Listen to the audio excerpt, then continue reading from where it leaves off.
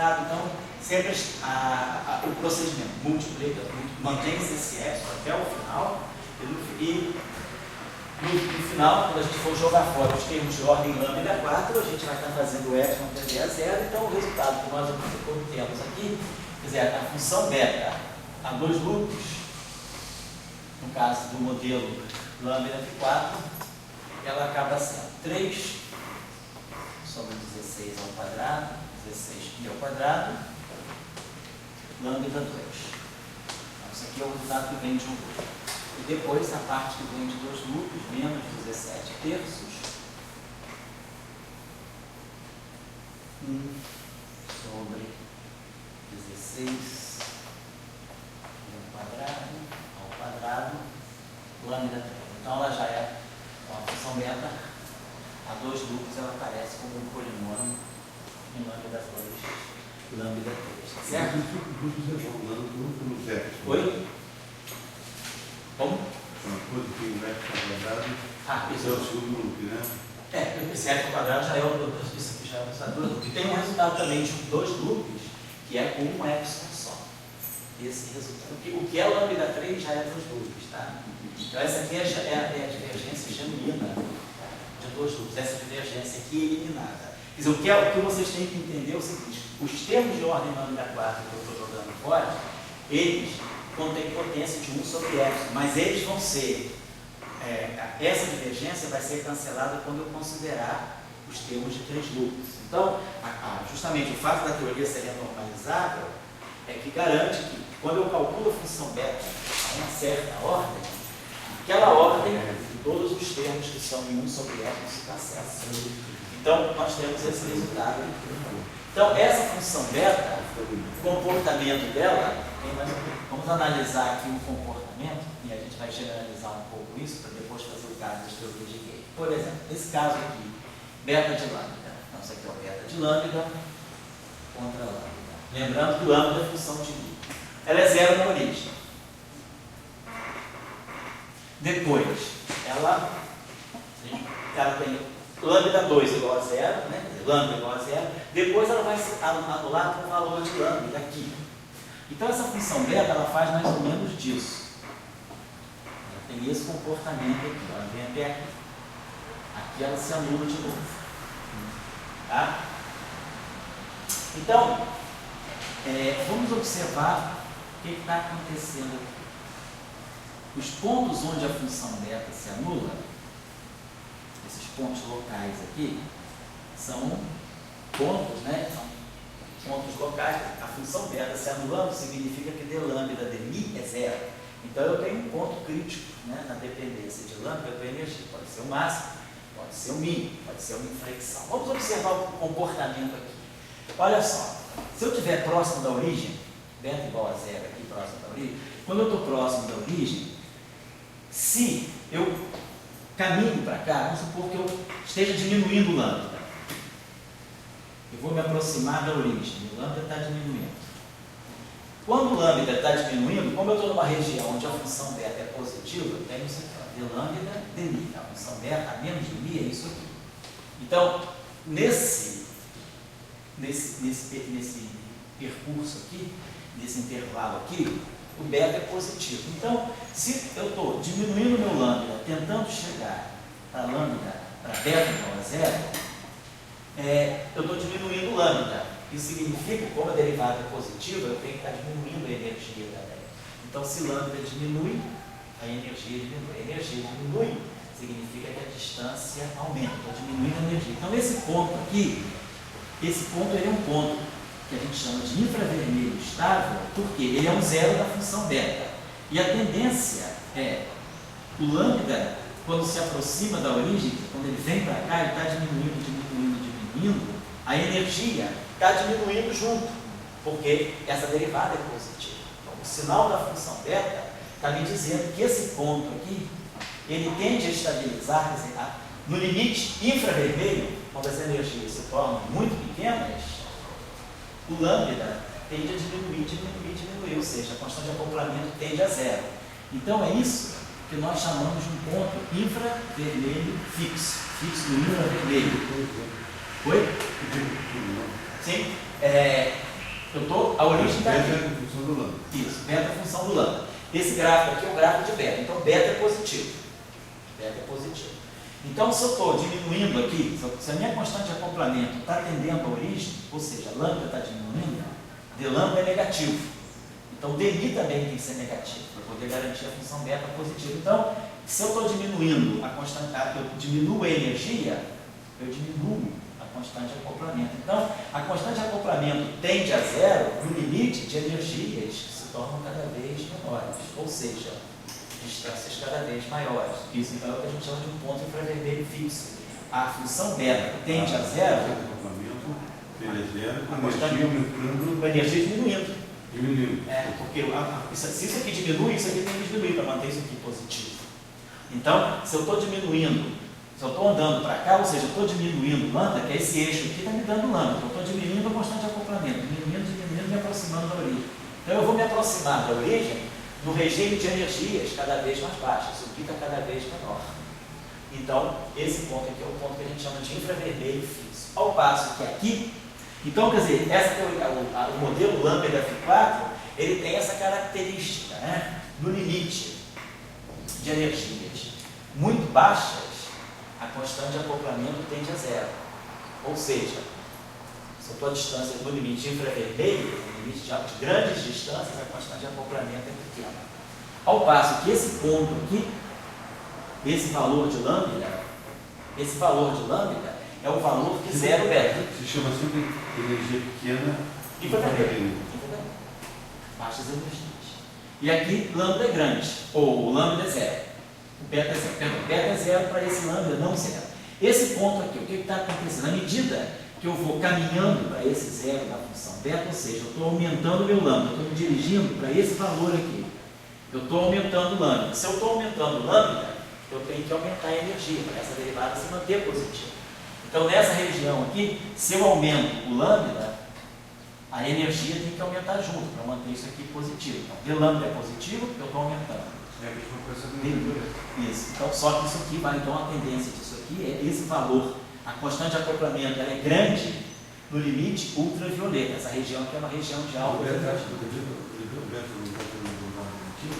Ele aqui é positivo. Estou caminhando aqui. Estou na região de beta positiva. Não estou para cá. Se beta for negativa, é para lá. Tá? Estou aqui, ó. Certo? E aí você vê que esse ponto é estável, porque se a função beta transita aqui para baixo, se eu estou aqui agora, nessa região, se eu diminuo a constante de acoplamento, eu estou aumentando a energia. Então, essa região aqui, porque se o beta agora ficou negativo, e eu estou diminuindo o lambda, quando eu estou me aproximando do lambda, pela direita, estou me aproximando desse valor aqui pela direita, de valores cada vez maiores, para valores que tendem a esse valor, eu estou diminuindo o lambda. Então, d lambda é negativo. O dmi tem que ser positivo, porque nessa região aqui a função beta é negativa. Aqui embaixo, daqui para cá, a função beta é negativa. Então, nessa região, eu tenho isso aqui. Daqui para lá, eu tenho beta negativo. Então, se eu estou me aproximando desse valor fixo aqui, se eu estou diminuindo o lambda, eu estou aumentando a energia. Então, eu tendo esse valor daqui, se eu aumento a energia, eu venho para cá, e se eu estou nessa região e aumento a energia, também eu venho para cá. Então, esse ponto aqui, a gente chama de ultravioleta fixo por isso, porque se eu estou aqui e aumento a energia, eu tendo a vir para cá. E se eu estou aqui, com esse valor da constante de acoplamento, e aumento a energia, eu tendo a vir para cá. Porque se eu estou aqui, eu aumentar a energia, significa dmi positivo. Mas, para isso aqui ser negativo, eu preciso que o d lambda seja negativo. Então, se eu aumento a energia, eu estou caminhando com a constante de acoplamento para cá. E aqui, se eu aumento a energia, eu caminho com a constante de acoplamento para cá. Então, sempre que eu aumentar a energia, eu estou convergindo para esse ponto. Então, eu estou aumentando a energia, tanto daqui quanto daqui, de um lado como do outro, por isso que ele se chama ponto ultravioleta fixo. Ele é fixo no ultravioleta, porque se eu estou nessas imediações desse ponto e aumento a energia, a tendência da constante de acoplamento é convergir para esse valor aqui. Então, no limite ultravioleta, a constante de acoplamento é grande, maior. E no limite infravermelho, a constante de acoplamento é pequena. Isso vai acontecer também com a QED. Isso acontece sempre que a função beta for positiva. A função beta sendo positiva, como é o caso que nós estamos tendo aqui, a origem vai ser um ponto infravermelho fixo, porque se isso aqui é positivo, significa que à medida que se eu estou nesse ponto aqui e começo a aumentar a energia, a diminuir a energia, ou seja, DNI é negativo, diminui a energia, automaticamente meu lambda tem que diminuir. Então, se eu estou com esse valor da constante de acoplamento e começo a diminuir a energia, a constante de acoplamento vai se afastando, se aproximando da origem cada vez mais. Então, diminui a energia, diminui a energia, diminui a energia, até que chega aqui. Então, isso é o infravermelho fixo. Ao passo que se eu estou nas imediações desse valor aqui, e eu aumento a energia, se eu estiver aqui ou aqui, eu convirjo sempre para cá. Esse é o ponto do ultravioleta fixo. Então, a função beta, isso é uma característica, porque a função beta é positiva. Se, por exemplo, depois nós vamos ver que no caso da QED, no caso da QED, também a função beta é positiva. Então, aqui, esse comportamento, então, isso aqui nós estamos dando, por exemplo, do lambda F4 a 2 loops. A função beta é essa aqui. Então, isso é muito marcado. Vamos pensar, esquece a lambda F4, vamos pensar agora num exemplo. Deixa eu fazer um parênteses. Sim. Essa história, na verdade, no Brasil veio o Zimanski.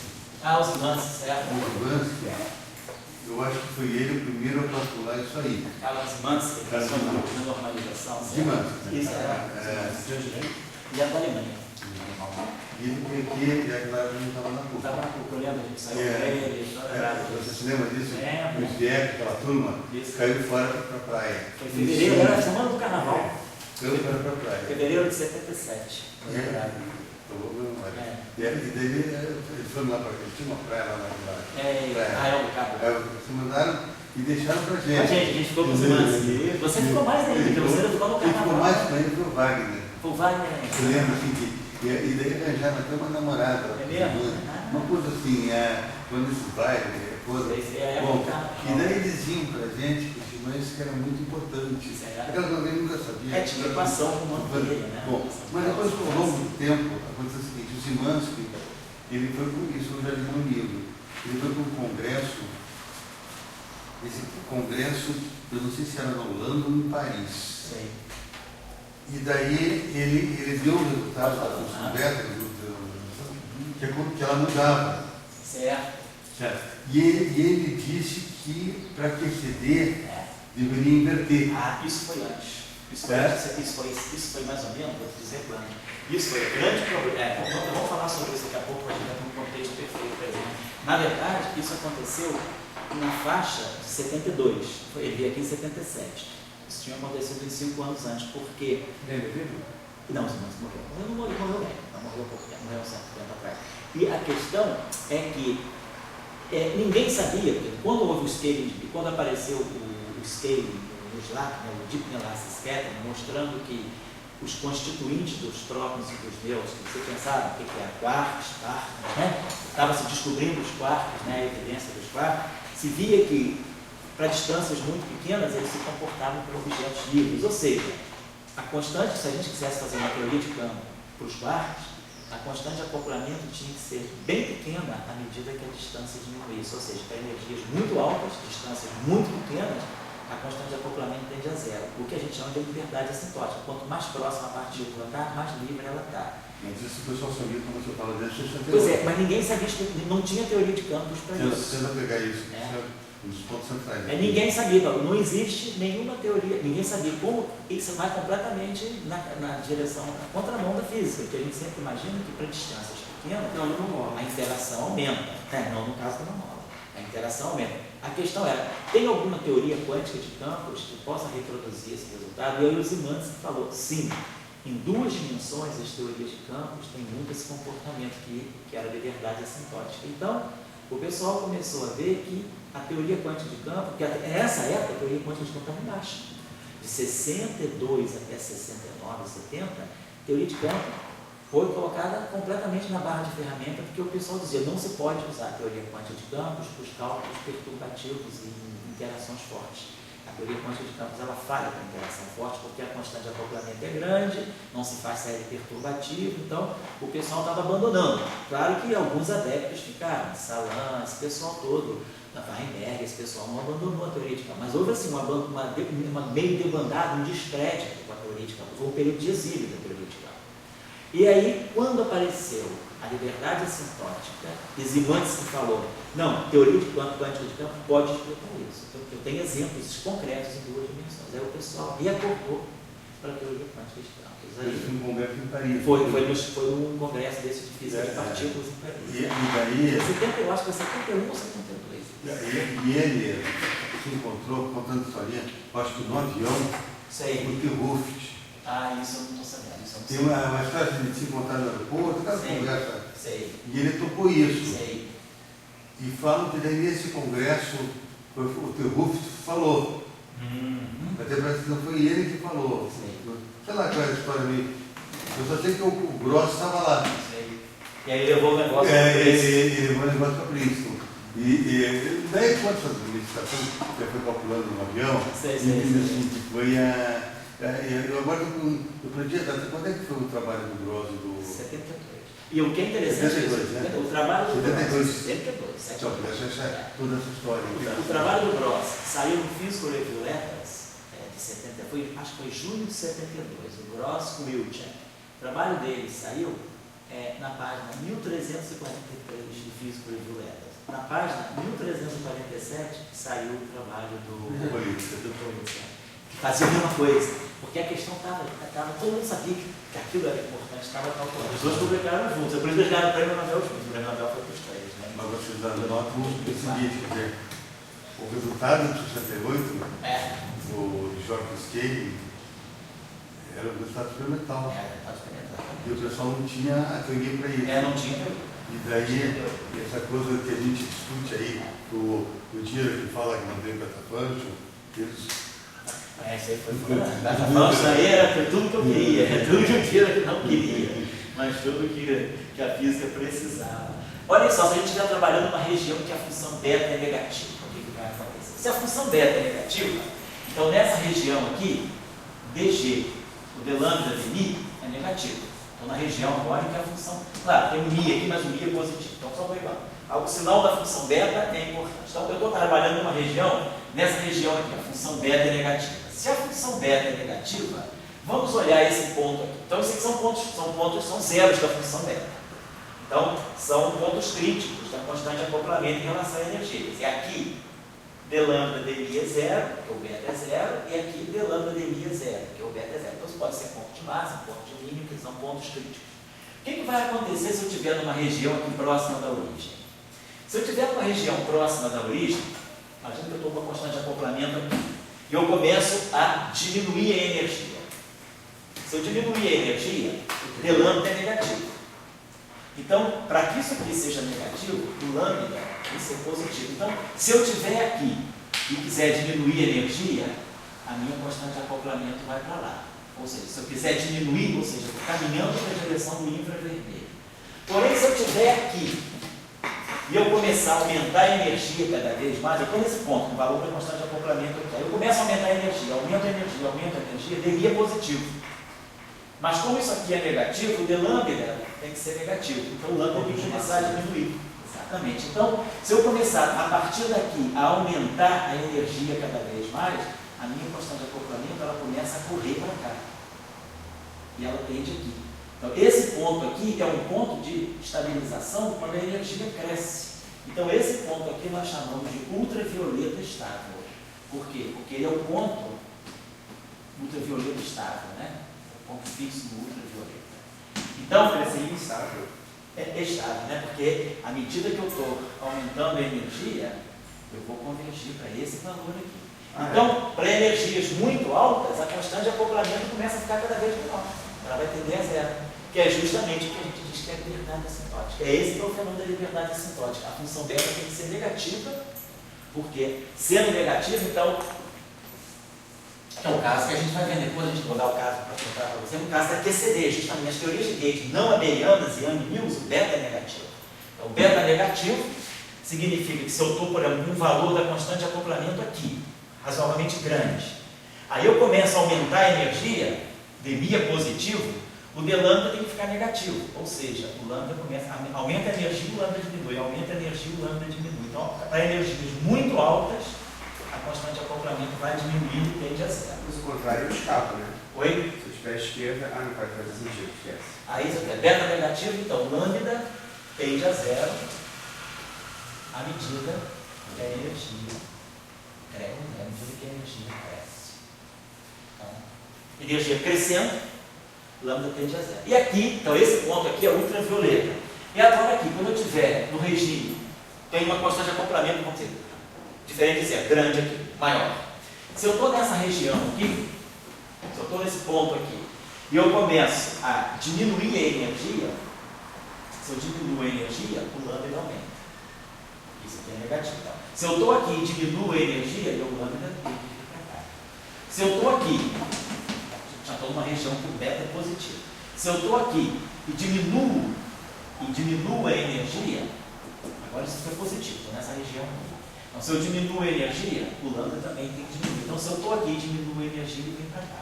Então, se eu estou aqui, diminuo a energia, a constante de acoplamento vem para cá. E se eu estou aqui, diminuo a energia, a constante de acoplamento vem para cá. Então, a tendência da constante de acoplamento nessa região é, quando eu diminuo a energia, ela estabiliza aqui.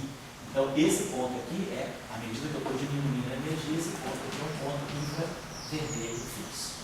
É um ponto fixo de infravermelho, o infravermelho chave. Então, a gente vê que a constante de acoplamento grande, ela justamente aparece no limite de baixas energias, infravermelho. E a constante de acoplamento pequena aparece para altas energias. Então, isso aqui é liberdade assintótica, que é crucial aqui que o beta seja negativo. Então, se a gente calcula uma função beta, então no caso do lambda φ3, φ4, por exemplo, a gente está numa região justamente onde a função beta é positiva. Ela faz disso, cresce e depois diminui. Então, a teoria lambda, o modelo lambda φ4, ele não é assintoticamente livre. Justamente, no limite de a constante de acoplamento é muito pequena para baixas energias. Para altas energias, a constante de acoplamento aumenta. Isso vai ser exatamente o padrão da QED também. Está claro? Então, a análise da função beta, né? A função beta, é só lembrar isso. A função beta, basicamente, a menos do mi, que é positivo, ela é o d lambda e da dmi. Então, o sinal da função beta vai ser crucial para eu saber se o lambda, se a constante de acoplamento aumenta ou diminui no limite de energias altas e baixas. Certo? Claro a ideia. Então, essa coisa eu vou dizer o seguinte, eu vou dizer até onde eu consigo seguir. Não parei. Eu consigo seguir até fazer a função do beta, sempre dá uma explicação, ela é uma medida da renormalização. Até eu sigo. Mas agora, quando você começa a dizer que a partir da função beta, você começa a mexer. Ela é assim, uma medida da renormalização. Mas essa é quando você começa a dizer que ela é bem mais, que ela começa a mexer na constante. A renormalização evidencia isso. Você traz de um jogo de infinitos uma fisicidade assim que não é tão fácil assim. Tem que ter uma educação para isso. É uma coisa assim que eu digo assim, física não é tocar piano. Você aprende, tem uma educação e aprende a tocar aquilo ali. Física tem uma interpretação em tudo. Tem que ter. Piano também. Diz que é só tocar? Não. Tem que ir a fundo em tudo. Não, eu digo, é a mesma coisa, mas a física também. Não é só fazer o cálculo e ver. Quer dizer, por que a gente tira essas coisas do infinito? O que o infinito está dizendo? A gente está começando a ver, em vários exemplos de teoria de campo, que o infinito, né, às vezes, que aquilo que a gente pensa que é o lixo matemático, ele está dando uma indicação para nós de alguma física. A gente viu, quebra a unitariedade, aparece estados com norma ao quadrado negativa. Tudo isso está indicando que aí eu tenho que mexer na minha teoria. Nós vamos ver agora o exemplo daquela que se chama a singularidade de Landau, o polo de Landau, justamente aparece na constante de acoplamento da QED. Na QED tem um problema típico. As teorias que não são assintoticamente livres, né, elas têm um problema típica do sistema polo-dinâmico. Deixa eu dar só um exemplo. Vamos pegar aqui, só para a gente ver rapidamente a função beta do lambda V4 a um loop só. Deixa eu pegar, só para passar. Eu só discutindo porque física, o Kiko Einstein fala, né? Ela pega lá a invariância da luz, então tem um princípio físico. Meu caderno é desse. Ele pega que a massa curva o espaço, tem um princípio físico. O vírus chega de bom, tem uma antipartícula associada àquela partícula, tem um princípio físico. Por assim, o aparecimento do neutrino tem uma lei de conservação de energia tesolar. Então, quer dizer, a essência do físico é buscar princípios físicos e daí elaborar, então, para ter princípios físicos. Agora, esse saldo, se você tiver princípio físico do infinito, entende assim, quer dizer, é uma coisa que por exemplo, eu me lembro quando eu fui lá para Oxford, o meu maior desejo era entender essa beta function. Sei. Que aqui no Rio a gente não tinha conseguido entender assim o que é. Puta, e eu te digo assim, até hoje eu não consigo entender. Porque a única coisa que eu vejo é o seguinte, como é que você tira um princípio físico do infinito, né? Assim que eu só estou falando para vocês estão em câmeras, talvez tenha alguém, eu esteja errado, tem uma coisa, mas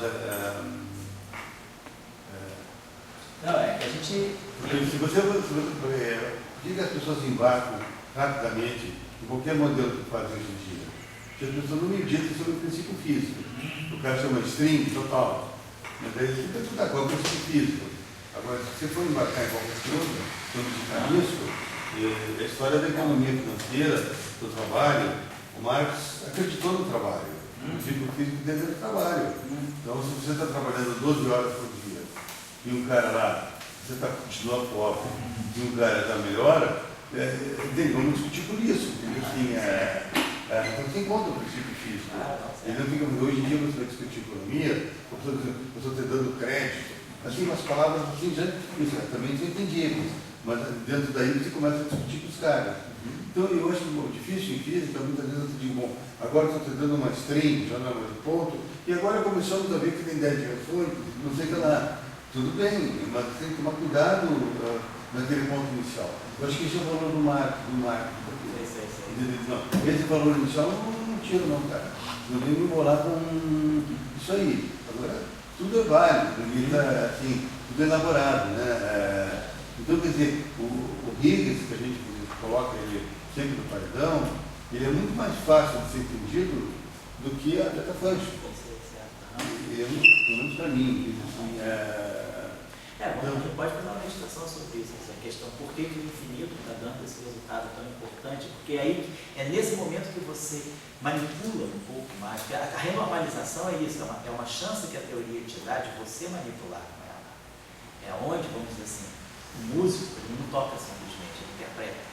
Então você tem uma chance de interferir no processo ali na renormalização. Tanto é que tem vários esquemas, vários procedimentos de renormalização. Então a renormalização, ela te dá uma chance de você interpretar a tua teoria, e é quando você entra para a discussão da escala de energia, é justamente na hora do infinito. Vamos dizer assim, o infinito, ele abre para você. Se a teoria for finita, você tem muito pouco poder de manipulação, porque ela faz tudo. Você simplesmente calcula.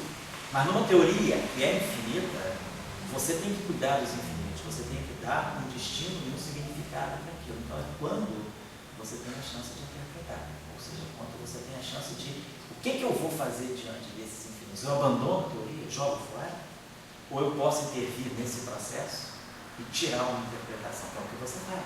Você introduz a escala de energia. Vamos discutir sobre isso, mas eu acho que esse paralelo que você colocou aí, né? Com a música eu não vejo tanto com a economia, que eu não entendo muito realmente, mas com a música eu viro um pouco melhor. Eu acho que a gente pode fazer esse paralelo, que é quando, aonde o infinito aparece, é onde você tem a chance de intervir na teoria. Ela te abre essa chance. Se a teoria é finita, você não tem chance nenhuma. Você simplesmente faz os cálculos e você é um espectador que calcula. Com a teoria infinita, você fala, o que eu faço? Eu jogo fora? Desespero? O que eu faço? Como é que eu elimino esses infinitos ou como é que eu interpreto? Aí a função beta vem desse momento. Vamos fazer o cálculo. Pode falar. Eu coloco as coisas sempre em religião, por exemplo, então um assunto bom para dizer. Pega aqueles. É a Amish, né? Aqueles caras que andam de carroça. Amish, lá nos Estados Unidos, sei. Então, por exemplo, eles já estão com a Bíblia na mão lá e podem andar de carroça. E acho que é melhor. Então, eu quero dizer o seguinte, porque muitas vezes um cara Newton, ou um dia, né? Ele pode dizer, porra, eu vou querer ser uma Amish na pista, não vou? Isso aí. E se tem algum aí, quarto de Nelasquete, né? Eu vou querer me encontrar através do potencial fraco, mostrando que esse potencial eu quero ser resultado. Eu não vou buscar pela Beta Pancho. Então, que a gente sabe que o quark ele tem alta energia, uma interação fraca, isso é indiscutível. Agora, se precisa isso ser analisado pela Beta Pancho, é uma discussão aberta sempre. E claro que a Beta Pancho foi feita e deu certo. Não, claro, isso que você está no aquele momento, por que você pensou aquilo? Agora, será que a Beta Pancho é a única maneira de explicar aquilo? É uma discussão. Que é verdade, sabe dizer, os Amish não são uma pessoa toda. Eles têm um ponto. Dentro do Evangelho, eles estão chegando àquela pureza, àquela dedicação, e é complicado falar, né? Complicado falar. Então, lambda zero, menos isso aqui, né? Vamos fazer aqui esse tanto, 1 sobre lambda aqui, igual a 1 sobre lambda zero. Vamos inverter isso aqui. Vamos inverter isso aqui. O lambda vai ser 1 sobre lambda zero, menos 3 sobre 16 pi ao quadrado, log sobre 0. Vamos pegar para nós, lambda zero sobre 1 menos 3 lambda zero sobre 16 pi ao quadrado, log de 1 sobre 0. Então eu tirei a constante de acoplamento lambda em função da energia. Eu peguei a função delta só um loop, só. Fiz o cálculo só um loop, porque a integral é imediata, só para a gente precisar trabalhar um loop. A um loop eu já tenho uma expressão que me dá a constante de acoplamento que corre, né? A running capital constant, em função da escala de energia. Então, de fato, se a energia aumenta, esse log aumenta. E aí, esse sinal aqui, 1 menos isso diminui, né? Então a constante de acoplamento aumenta. Então a constante de acoplamento, né? Esse é o aumento, a energia, a constante, então se eu estou aumentando, estou no limite ultravioleta, a constante de acoplamento vai aumentar, exatamente. Então a constante de acoplamento acontece com a energia, quanto mais alta a energia, então é o contrário da liberdade ascendente. Agora o que é importante aqui observar é o seguinte, o comportamento da constante de acoplamento com a energia dá aqui, ó.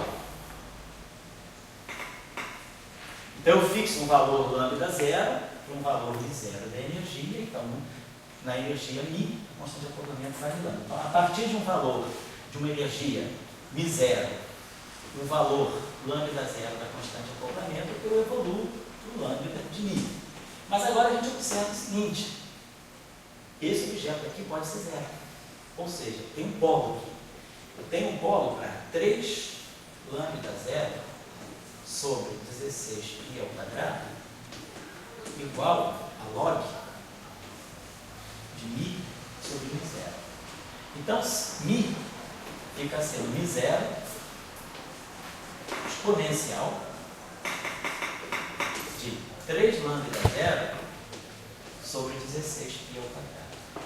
Ou seja, se eu começar a aumentar a energia, a partir de zero, eu vou encontrar um valor da energia tal que esse denominador se anula. Muito bom, cara. Você está falando 3 lambda zero? Quer dizer, isso aqui é 3 lambda zero sobre 16 π ao quadrado, vezes isso aqui é igual, logo é o contrário, exatamente, isso aqui. Isso aqui tem que ser igual a 1. Então, log de π sobre zero vai ser 16π ao quadrado. 16π ao quadrado sobre lambda zero. Está errado aqui. 16π ao quadrado sobre 3 lambda zero. Então, mi vai ser I0 vezes exponencial de 16π ao quadrado sobre 3 lambda zero. Certo? Eu quero que isso aqui seja. Isso aqui tem que ser igual a isso aqui. 16π ao quadrado sobre 3 lambda. E daí tem urânio. E aí o que significa? Não, tem urânio, mas o que está acontecendo? A energia começa a aumentar a partir de zero, ela vai aumentando, aumentando. Quando a energia, a partir de zero, chegar nesse valor aqui, a partir de zero, lambda zero, eu atingir esse valor de energia, aquela constante de acoplamento explode para o infinito. Então a constante de acoplamento é um polo. A constante de acoplamento se torna infinito. Esse aqui é o polo. Isso é o chamado problema, é o polo de Landau.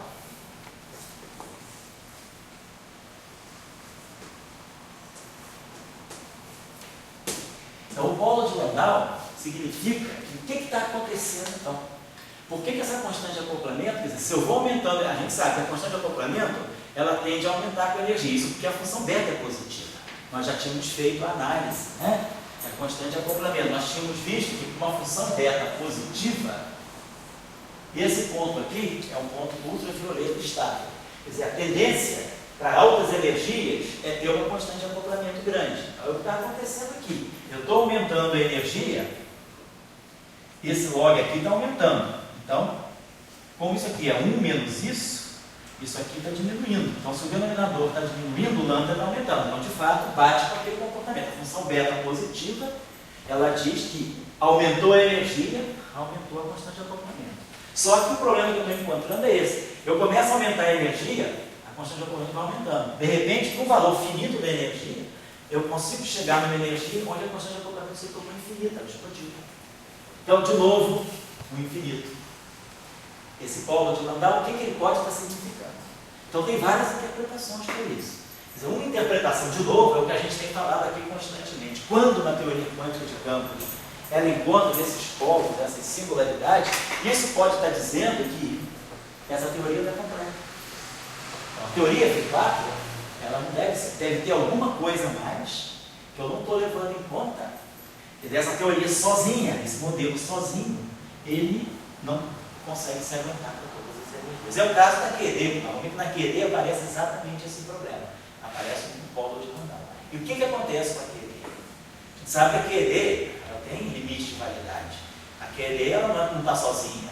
A QED daqui a pouco ela está dentro da eletrofraca. Daqui a pouco ela está dentro da grande unificação. Então a gente sabe que o polo de Landau ele pode estar indicando que eu estou chegando no limiar de uma nova física. Inclusive, como esse polo de Landau, nesse caso que eu estou dando, está aparecendo no modelo Φ4, o modelo Φ4 é o setor de Higgs no modelo padrão. Então, quando Higgs quebra a simetria na teoria eletrofrágica e gera as massas, o acoplamento que gera as massas é esse acoplamento Φ4. Então, eu tenho um problema de polo de Landau na teoria eletrofrágica. E aí se usa, inclusive, essa argumentação do polo de Landau para poder se fixar um cutoff na própria teoria eletrofrágica. Um cutoff na faixa do polo. Oi? Antes do polo, não deixa chegar no polo. Não deixa chegar no polo. Então, o polo de Landau ele pode estar indicando uma zona onde a tua teoria ela deve ter um cutoff e ela deve estar transitando para alguma coisa mais complexa. Então, o polo de Landau ele é típico de teorias que tenham função beta, de modelos que tenham função beta positiva. Porque, claro, a função beta sendo positiva garante que se eu aumentar a energia, eu aumento a constante de acoplamento. Eu preciso desse comportamento. E nós vamos ver agora, no caso da QED, que no caso da QED exatamente o que acontece é o mesmo comportamento do Φ4. A função beta é positiva, e aí eu tenho um problema do polo de Landau. Deixa eu dar para vocês aqui o exercício quem quiser ir mais a fundo na teoria Φ4, atualmente, eu acho que em 95, pelo menos o último cálculo que eu consegui localizar na literatura, em 95 tem um trabalho que vai na função beta do modelo Φ4 até 5 loops. Então, se alguém quiser pegar algum resultado mais preciso, mas agora se quiser pode, eu não achei nada novo a partir disso. Então, Φ4 a 5 loops,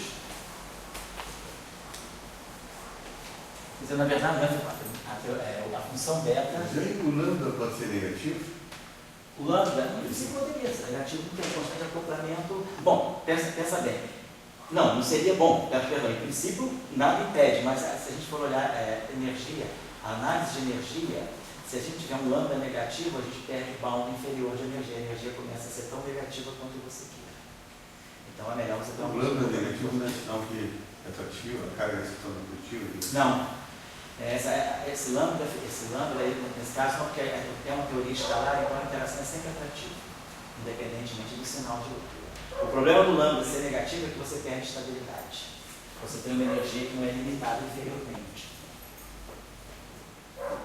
Então esse artigo aqui é um Physics Letters B 342, o ano 95, página 284. Os autores são o Hagar Kleiner,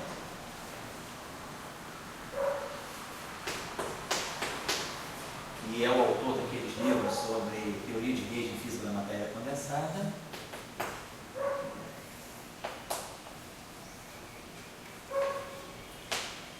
Schulter-Freud.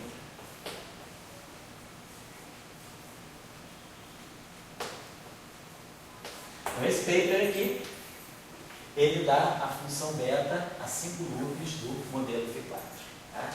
Então o modelo Φ4, ele tem algumas características em comum com a QED, que é o fato da função beta ser positiva, e aí a gente ter o problema do polo de Landau. Vamos fazer aqui rapidamente a QED, que a QED é até mais simples, né? Já vou aproveitar basicamente tudo que a gente fez aqui. Então na QED escritorial, só para lembrar para vocês, os cálculos que a gente fez, na QED, vamos considerar a QED fermiônica, a QED escritorial, a QED de gráfico. E vamos pegar um loop. Então, há um loop, nós sabemos, né, nós já tínhamos visto que a renormalização, as renormalizações que a gente tem que fazer basicamente são da carga e da massa do elétron. E a renormalização da carga do elétron é justamente a renormalização da função de onda. Nós tínhamos visto, né, lá no nosso cálculo que a gente tinha isso aqui. Ember é mi a epsilon sobre 2, a renormalização da função de onda do fóton, que é menos meio, é renormalizada. E aí esse cálculo que a gente tinha feito, isso aqui tinha dado para a gente o seguinte valor. É mais E3 sobre 12 π ao quadrado epsilon. Então, de novo, o que a gente vai fazer? Então, eu tenho EB, é mi, a epsilon sobre 2, é mais E3 sobre 12 π ao quadrado epsilon. O que nós vamos fazer? De novo, derivar o lado esquerdo em relação a vamos cá. Mi, DEB, é mi igual a zero. Aí a gente vai ter derivando isso, vezes isso, mais isso, vezes a derivada do E em relação a mi, que vai dar mi, vezes A vai dar a função dela. Então, fazendo o cálculo de sempre, né? Opa! Fazendo o cálculo de sempre, o valor da função.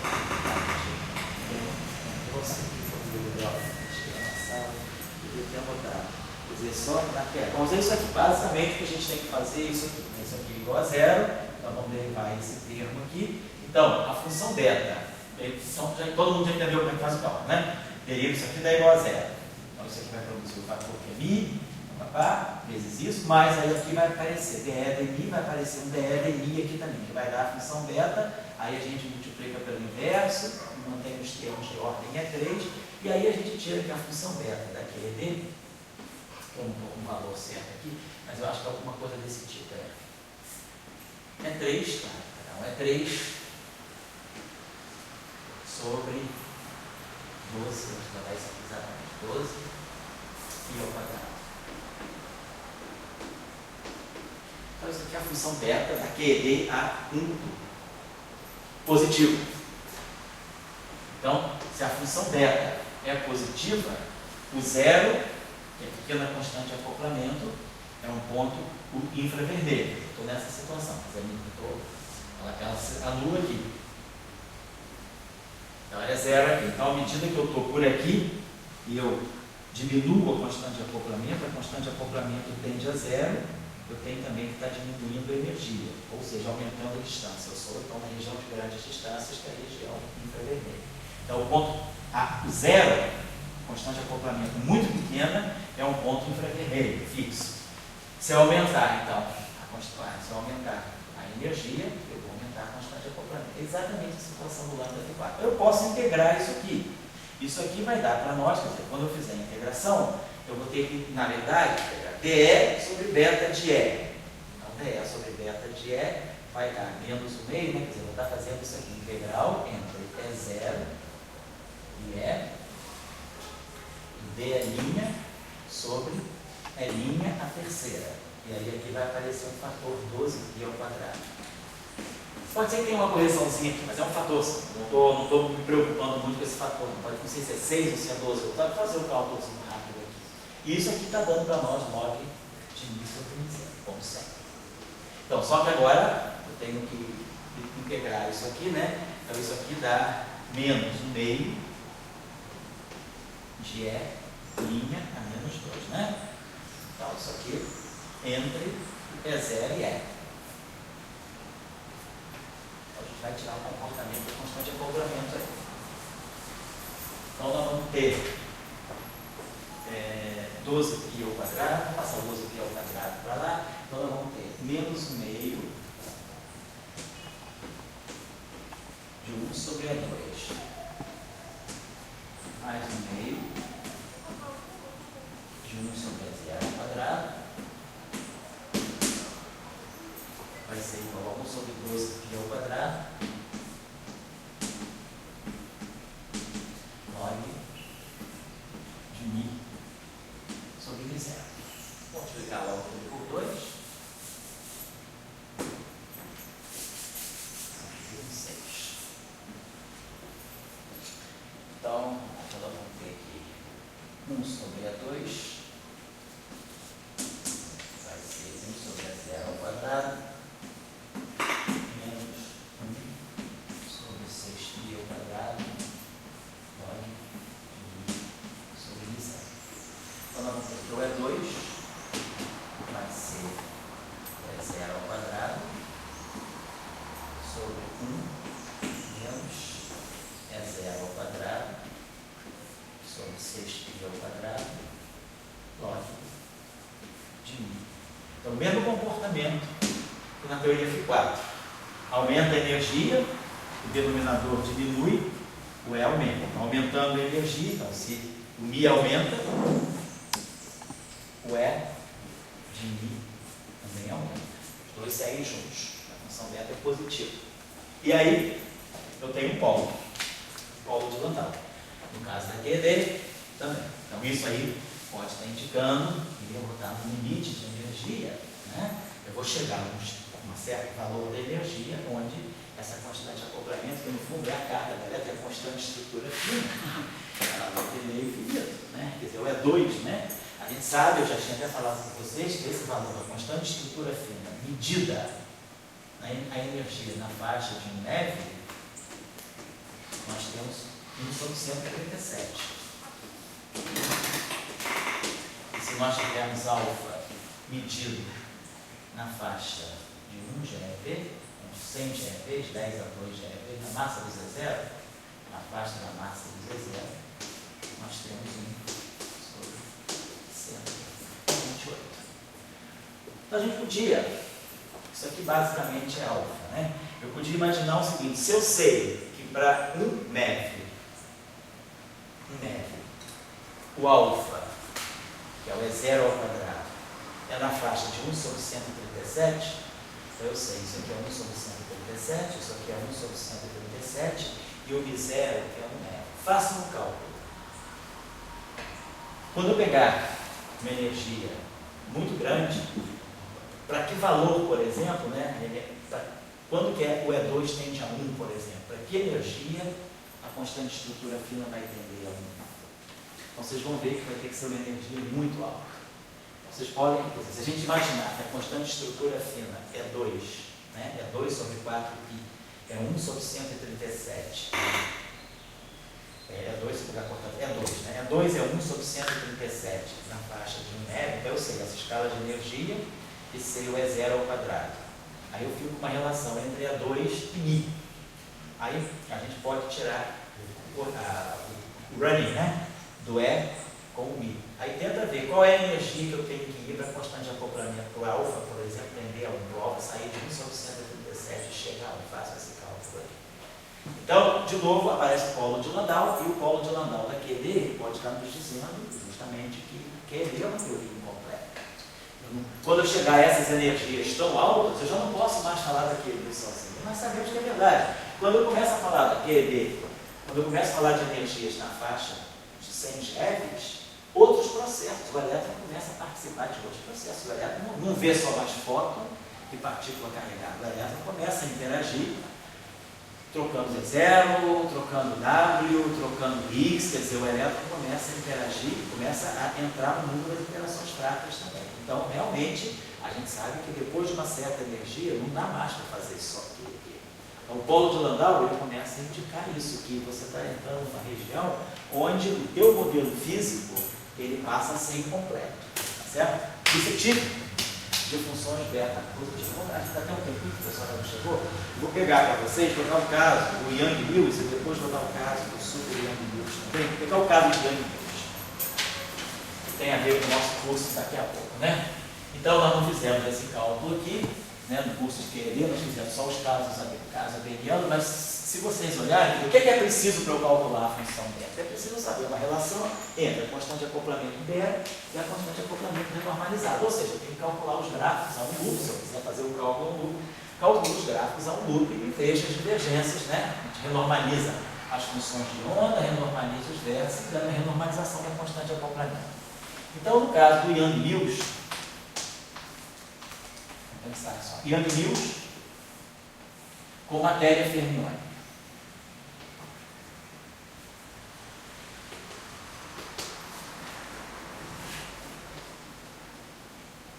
Então, não estou pegando Yang-Mills escalar, estou pegando Yang-Mills com matéria fermiônica. Estou pensando como se tivesse quarks, né? Como se fosse QCD. Yang-Mills com quarks. Posso pegar, por exemplo, um grupo. Eu vou pegar a matéria fermiônica na representação fundamental. Vamos dizer que a matéria fundamental esteja numa certa representação fundamental de um certo SN, SU, um certo SUN. Muito bem. Então, a relação é essa aqui. GB, constante de acoplamento de Yang-Mills beta, ela vai ser μ sobre 2, G, menos 11 sobre 16 π ao quadrado,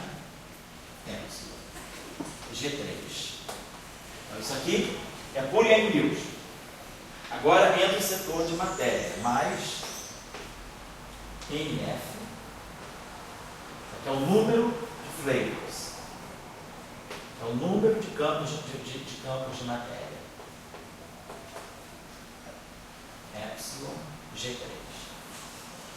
Então, isso aqui, ó, isso aqui, se não tiver matéria, se eu tiver Yang-Mills puro, eu não tenho nenhum campo de matéria. Isso aqui está contando o número de campos de matéria da representação fundamental. Então, eu não tenho quartos, por exemplo. Então, isso aqui é zero.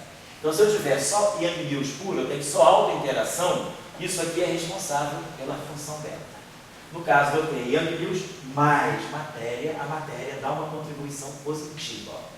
O Yang-Mills puro dá uma contribuição negativa e a matéria dá uma contribuição positiva.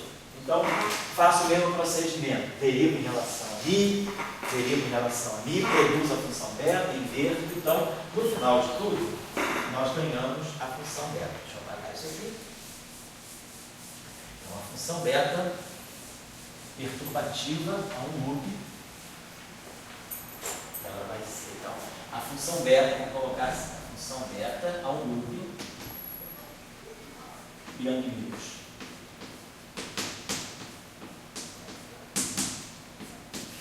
Ela vai ter essa contribuição menos 11 sobre 16, corrigir isso aqui, pi ao quadrado, mais 1f, 24, pi ao quadrado, g3. Você pode dar uma quebradinha, que eu vou lá buscar o número certo? Eu só coloquei aqui, eu não coloquei aqui.